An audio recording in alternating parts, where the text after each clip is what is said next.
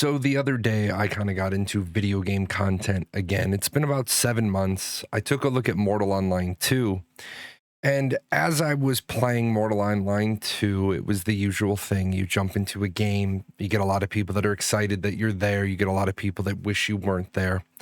And then somebody asked me a question and they said, "What MMO have you been playing?" And I was like, Final Fantasy 14 kind of question mark. And then I thought to myself, Final Fantasy 14 isn't really an MMORPG anymore. I mean, sure, it gets classified as an MMORPG. It's massive, it's multiplayer, it's online, it is a role-playing game, but you can do most everything now with a party of NPCs. And then I thought to myself, well, Final Fantasy 14 is what I'm playing while I'm waiting. Waiting for what? I've been playing MMORPGs for 20 some odd years, and I feel like I'm always waiting. So I wanted to talk to the community, and I wanted to ask a question, and I wanted to ask, is the MMORPG genre just waiting to die?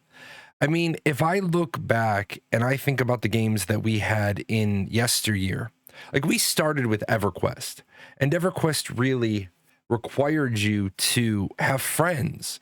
It was a social experience. It was the kind of the defining MMORPG, because if you didn't have friends, you didn't get a lot of stuff done. You had to have a group, you had a party, you played at regular hours. Thinking back against my life, we used to play way too many hours a night, 6 to 8 hours a night, being late going to bed, being tired at work, but it was a social thing. And now, maybe EverQuest wasn't your first game. Maybe you were Ultima Online. Maybe you were Asheron's Call. But back then, MMORPGs really had a social factor. For me, the big one, was Final Fantasy 11, not 14. Final Fantasy 11, completely different game, required a party. You were never not in a 6-person party. If you were grinding, if you were doing content, whatever. I know some people's first experience with online gaming was RuneScape. And I do want to give RuneScape a really big shout out. RuneScape, as of this morning, still has 135,000 concurrent players between the original and old school RuneScape.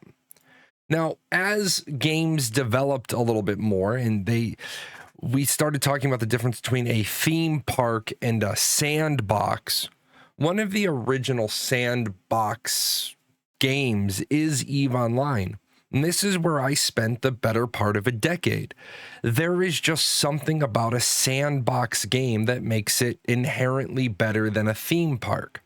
Now, there's nothing wrong with a theme park. There's nothing wrong with a main story quest, main adventure quest driven game, but EVE Online was a different type of experience.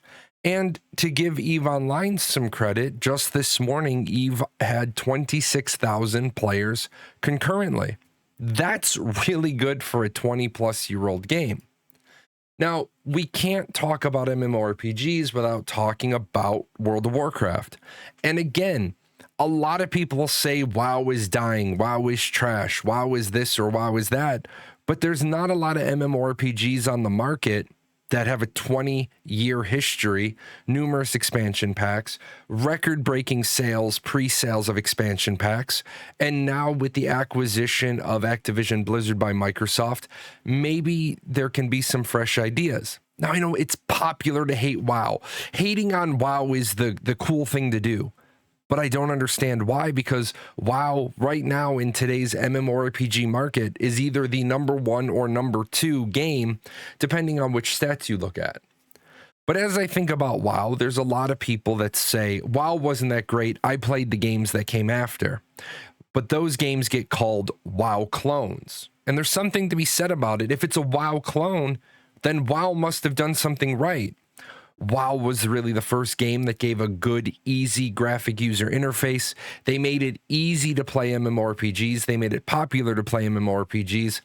And let's be honest, Alteric Valley, without a doubt, one of the best PvP arena modes ever. And people complain that, oh, well, I don't want arena modes. I don't want instanced PvP. I want open world PvP. Well, WoW got it done. I mean, I remember doing an Alteric Valley and then going to work and going to college and coming home and getting back into the same one that had been running for 10, 12, 14 hours. So some people say, well, the real MMORPG revolution came after WoW. And I would say the next real logical step is to look at Rift. Rift was done by Tryon, later picked up by Gamigo. Rift had some novel features, the biggest being your belt. Rift had some cool things. It had an interesting class system, but it wasn't really, you know, the be-all, end-all of a great MMO. People have said, oh, well, I'm just playing Rift while I'm waiting for Star Wars. Star Wars: The Old Republic, another great example of a game. Would be remiss if I didn't talk about how Huttball is probably the very best instanced PvP ever. I think many MMOs should look at Huttball and realize players want a competitive game inside of a game, just the way Huttball was aligned. BioWare made a huge mistake with Star Wars: The Old Republic. They didn't have a lot of endgame content.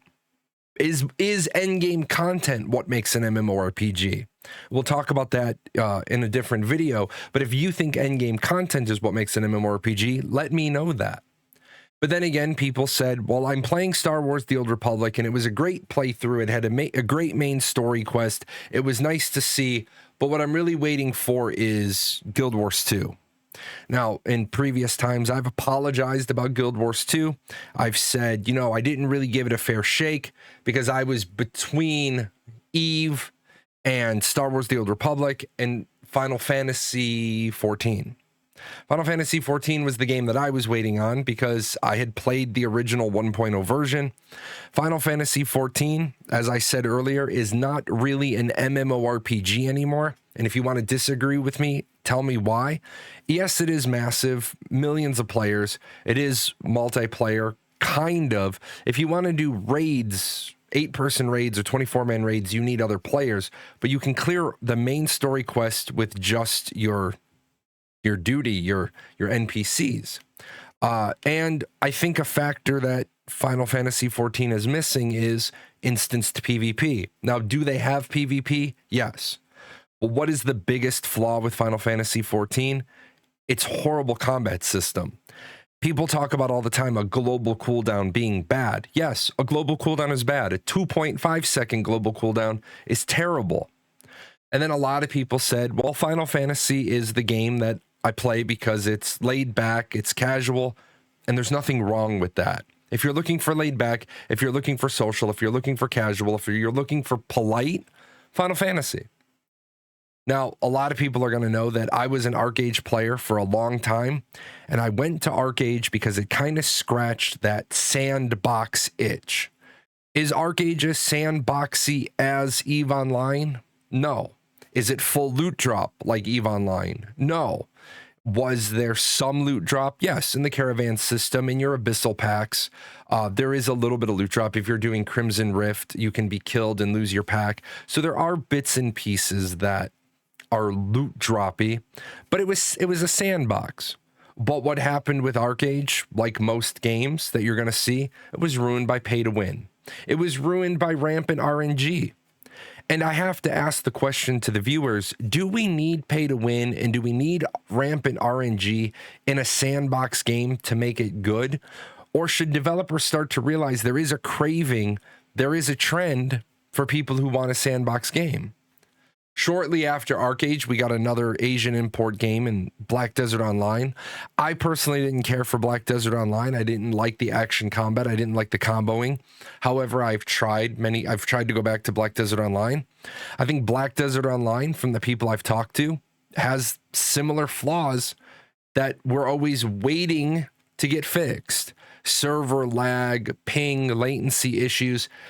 Black Desert Online had an interesting theory that there were only 3 servers, but there were multiple shards. But the most important things only happened on shard 1.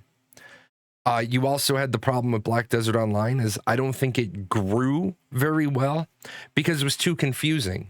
If you think I'm wrong, install Black Desert Online today and take a look at it and just see how many different menus and interfaces you get. It's a very daunting challenge to get involved with.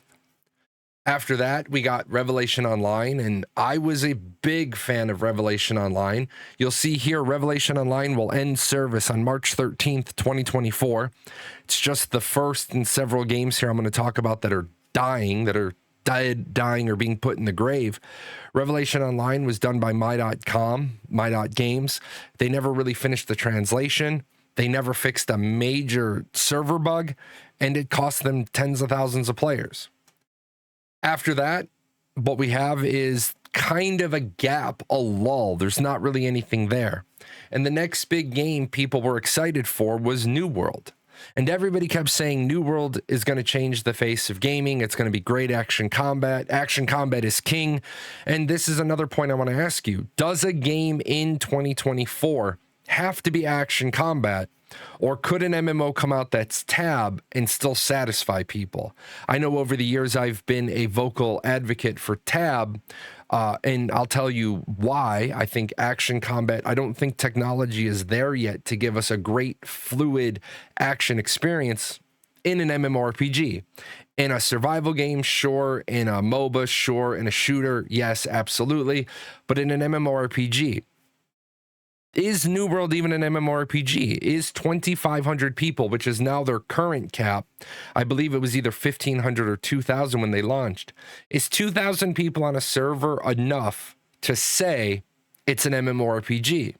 Because then my follow-up question for you, and answer any of these that you want, is Fortnite an MMO, or is it just a shooter? And I didn't say MMORPG. Is Fortnite an MMO? Because is it massive? Yes. Is it multiplayer? Yes. Is it online? Yes. But does that massive piece require more than 100 people in one place at one time? Is Call of Duty an MMO? Is League of Legends an MMO? Or should we reserve MMO for MMORPGs and just call the rest of them online games? Again, New World, last time I checked, New World was hovering somewhere between 20,000 and 40,000 online players. I don't know if that heralds success. I have seen we're waiting on another game from Amazon Game Studios. They have started working on a new project in Unreal Engine 5. Don't have any details. After that, the game that I was talking about earlier this week, we have Mortal Online 2, which doesn't fit anything. I think it's a frontier sandbox MMORPG. Now, I really was taken with the idea of Mortal Online 2, really a classless system, a levelless system. You know that those are sort of the games that I enjoy. I like the idea of no class, no level, build your own character. But after getting into Mortal Online 2, they're hovering at about 900 concurrent players. If Fortnite can be an MMO with 100 concurrent players, is Mortal Online 2 an MMORPG with only 900 concurrent players? And if not, how many concurrent players do there need to be to designate a game as, yes, you're an MMORPG? If we look forward, EVE Online players have been excited for Star Citizen for a decade and a half. The game was due out a long time ago. Squadron 42 is either launched or near launching. I'm not interested in Squadron 42. I'm not really interested in a company that, I'll give them their credit. They've raised $668 million. They have 5 million backers. If they can ever launch the game, that's going to be an amazing, successful game. I'm not sure if they'll ever get there. It is funny to me that had CCP with EVE Online just given up because they said, oh, a new game is coming out, we would have lost a decade of good EVE gameplay. I would venture to say Star Citizen is probably still 5 to 6 years out, which a lot of people are going to be done gaming at that point.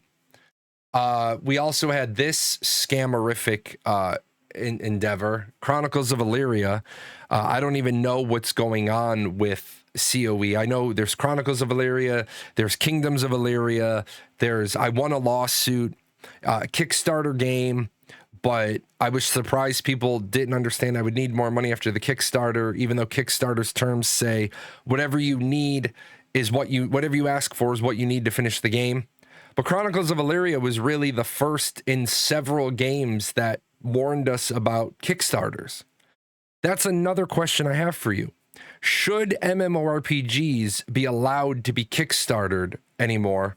Or is an MMORPG just too daunting of a project to be a Kickstarter?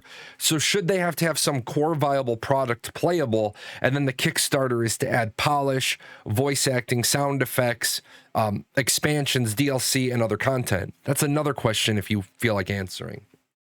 After that, we got Bless Online, which you'll notice is Bless Online is no longer available on the Steam store. We all kind of got taken by NeoWiz Bless Studios. The on-running theory is that they used Bless Online to finish funding Bless Unleashed. We had Elyon, which was Air, which is no longer available on Steam because it also shuttered. In the MMORPG genre, we're waiting. We're waiting, and we've been waiting. We've been waiting for Fractured, the dynamic MMO, which partnered with Gamigo and has had, and I don't want to speak ill about the people behind Fractured because Jacopo Prometheus, the developer, he is a great human being. I just think they're in over their heads. I think MMORPGs might be too daunting of a project for small teams. We've been waiting on Pantheon Rise of the Fallen. I didn't include Camelot Unchained, City State Entertainment. I would argue to say Camelot Unchained, a 3-faction game, is probably too dated in 2024. Pantheon Rise of the Fallen is supposed to take us back to our roots. It's supposed to take us back to our love of WoW, but better. But we have no idea when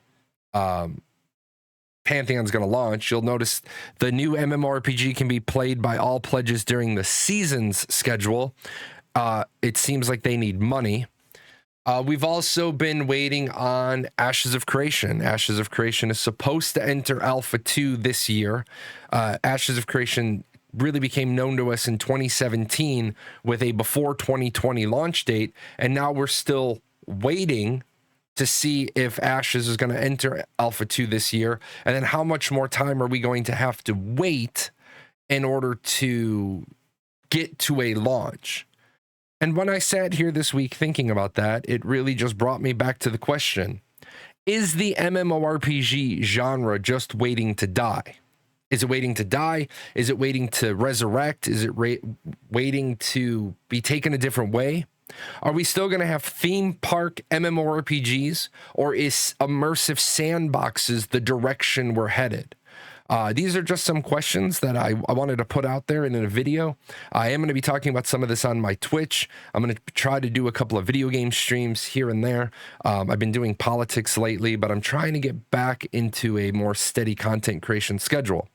So I've asked an awful lot of questions today. If you want to leave a comment below. If you want to leave scathing feedback, below, and I'll get around to it. I hope to take some of the answers and some of the questions and some of the feedbacks and perspectives and turn them into other content, both on Twitch and on YouTube. So I'll see you guys next time.